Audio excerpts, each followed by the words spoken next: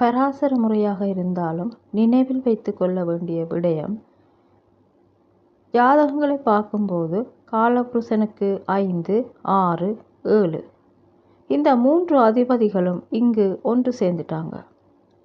6இல், அதாவது 5ஆம் அதிபதி 6இல் இருக்கின்றார், 6ஆம் அதிபதி 6இல் இருக்கின்றார், 7ஆம் அதிபதியும் 6இல் இருக்கின்றார். இன்னும் சொல்ல போனால் 6ஆம் அதிபதி பலமாக இருக்கின்றார். சுக்கிரன் நீசமாக போச்சு, 5க்குடையவர் நீசத்தை நோக்கி வாரார். ஆகவே புதன்தான் பலம் ஜாஸ்தியாக இருக்கின்றார்.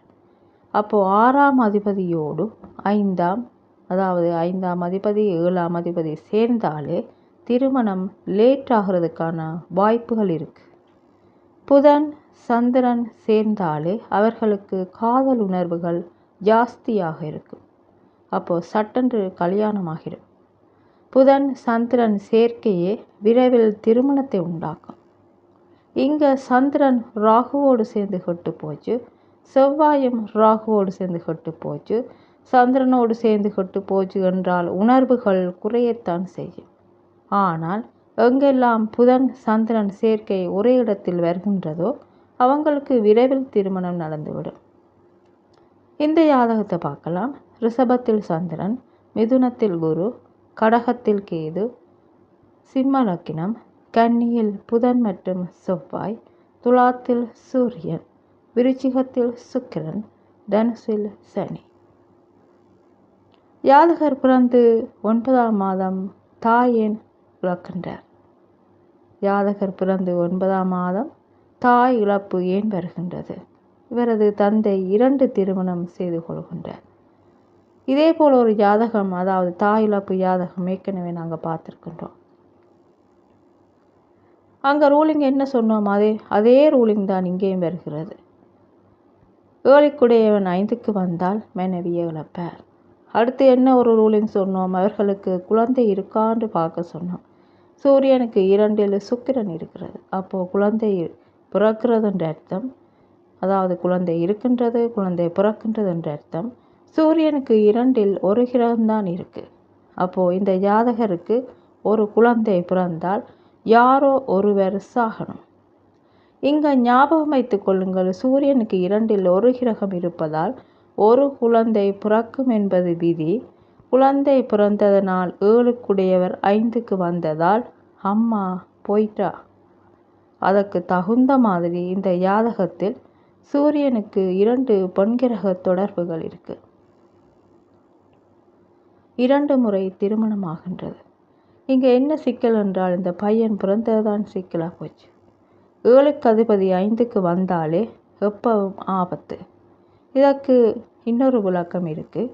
இதே மாதிரி ஜாதகத்தில் பலதீபிகையில் 10வது சார்ட்டில், அதாவது 10வது அத்தியாயத்தில் 2வது ஸ்லோகத்துக்கு பதிலாக 4வது 5வது ஸ்லோகங்களை படித்து பாருங்கள்.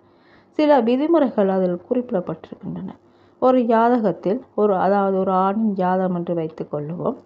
அந்த ஜாதகத்தில் 7க்கு அதிபதி 5க்கு வந்தால், அல்லது 5, 7, 9இல் சுக்கிரனோடு தீமை செய்யும் கிரகங்கள் இருக்குமானால், பார்வை இருக்குமானால் ஜாதகர் தனது மனைவியை இழப்பார், அல்லது நோய்வாய்ப்பட்ட மனைவி அமையும்.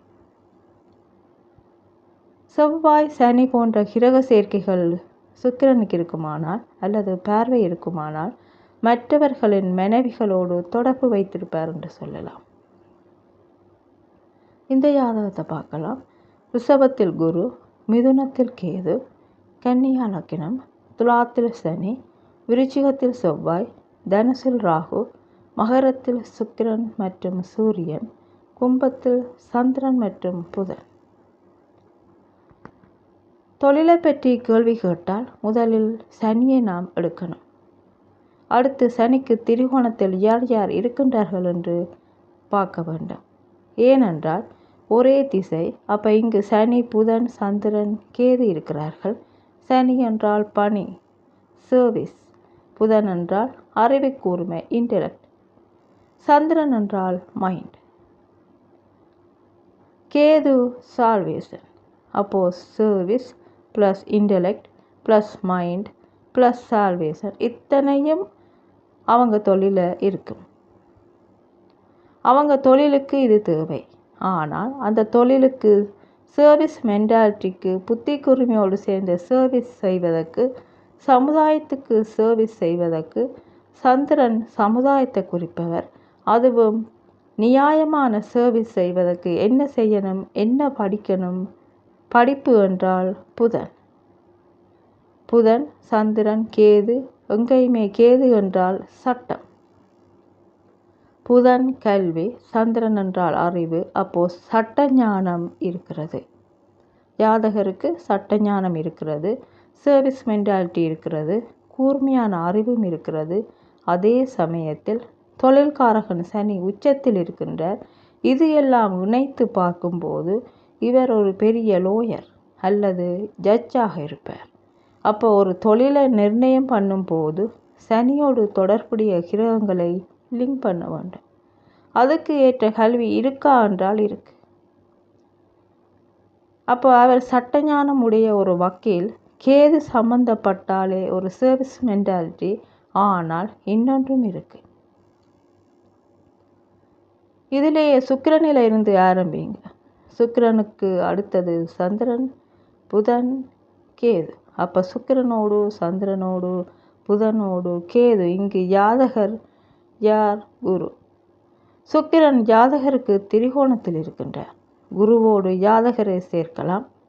குருவிற்கு 2ஆம் வீட்டில் புதன் இருக்கின்றார், சந்திரன் இருக்கின்றார், கேதுவும் இருக்கின்றார். இங்கே இதை எப்படி தொடர்படுத்தணும் என்றால், கேதுவை கடைசியில் வைத்து கொள்ளுங்கள். புதனையும் சந்திரனையும் கேதுவுக்கு முன்னால் வைத்து கொள்ளுங்கள். குரு, சுக்கிரன், சந்திரன், புதன், கேது என வரிசைப்படுத்த வேண்டும். கேது கேது குருவிற்கு அடுத்து சுக்கிரன் அடுத்தது, சந்திரன் அடுத்தது, புதன் அடுத்தது, கடைசியாக கேது வருகிறது. அதாவது குருவிற்கு அடுத்து பார்த்தீங்கன்னா சுக்கிரன், அதுக்கு அடுத்தது சந்திரன், அடுத்தது புதன், அடுத்தது கடைசியாக கேது. அடுத்தது கேது பார்த்தீங்கன்னா ரிஷபத்தை நோக்கி வரக்கூடிய கிரகம். குரு அடுத்த வீட்டை நோக்கி போகிறது. குருவிற்கும் கேதுவிற்கும் நடுவில் 3 பெண் கிரகங்கள் இருக்கின்றன. இங்கு எதுக்காக என்றால், கேதுவிற்கு ஒரு தன்மை இருக்கிறது, சேர்க்கும் தன்மை. பிரிக்கிறது வேற, இங்கு கட்டுப்படுத்துதல். இந்த ஜாதகர் மிகப்பெரிய ஒரு நீதிபதியாக இருந்தாலும் பல பெண்களோடு இவர் தொடர்பை ஏற்படுத்தி கொள்கிறார். அதாவது நடவடிக்கை சரியில்லாத ஆள் என்று சொல்லலாம். இங்க வேறு வகையிலும் சொல்லலாம். சந்திரன் என்றால் வீடோ, புதன் என்றால் கேர்ள் ஃப்ரெண்ட்ஸ், மனைவி நீங்களாக இவருக்கு பல பெண்களோடு தொடர்புகள் உண்டு. இங்கு ஆண் கிரகமான குருவோடு பல பெண் கிரகங்கள் ஒன்று சேர்வதனால் நிச்சயமாக அவருக்கு தொடர்புகள் உண்டு. அப்போ திருமண தொடர்பா, திருமணம் இல்லாத தொடர்பா? குருவோடு சுக்கிரனை நேராக சேர்க்கலாம். திரிகோணம் தானே, அப்போ நேராக சேர்க்கலாம். அந்த குரு சுக்கிரனுக்கு நேர் ஏழில் பார்த்தீங்கன்னா குருவிற்கும் சுக்கிரனுக்கும் நேர் ஏழில் செவ்வாய் இருக்கிறார். அப்போ அவருக்கு பொண்டாட்டி ஒன்று தான். ஏனென்றால் சுக்கிரனுக்கும் செவ்வாய்க்கும் குருவுக்கும் ஒரு லிங்க் இருக்கு. ஜாதகருக்கும் லிங்க் வந்து, சுக்கிரனுக்கும் லிங்க் வந்து, செவ்வாய்க்கும் லிங்க் வந்தால்தான் அது மனைவி. செவ்வாய்க்கு லிங்க் இல்லை என்றால் அது போனஸ் என்று அர்த்தம். அது துணைவி, அதாவது துணைவி. இதில் இன்னொரு பாயிண்ட் இருக்கு. சுக்கிரனும் சனியும் பரிவர்த்தனை. சுக்கிரன் மகரத்திலும் இருப்பார், சனி இருக்கிற இடத்துக்கு வருவார். சுக்கிரன் யாரோடு சேர்ந்திருக்கின்றார்? சூரியனோடு, அதாவது மகனோடு. ஜாதகரின் மனைவி தன் மகனோடு சேர்ந்திருக்கின்றார். பரிவர்த்தனையானால் என்ன ஆகும்? சுக்கிரன் ஓடிப்போய் சனி அங்கே வந்து சேர்கின்றார். அப்போ பையனும் தகப்பனும் தான் இருக்கிறார்கள். பொண்டாட்டி அடிக்கடி விட்டுட்டு ஓடி போயிடறான்ற அர்த்தம். மகனும் தந்தையும் மகனும் இருக்கின்றார்கள், அடிக்கடி பொண்டாட்டி போடி போயிடுறார் என்று அர்த்தம். அப்போ மனைவி வெளியே போனால் தந்தையும் மகனும் உள்ளே இருக்கிறார்கள், மனைவி உள்ளே வந்தால் மகன் வெளியே போயிடுறான் என்று அர்த்தம்.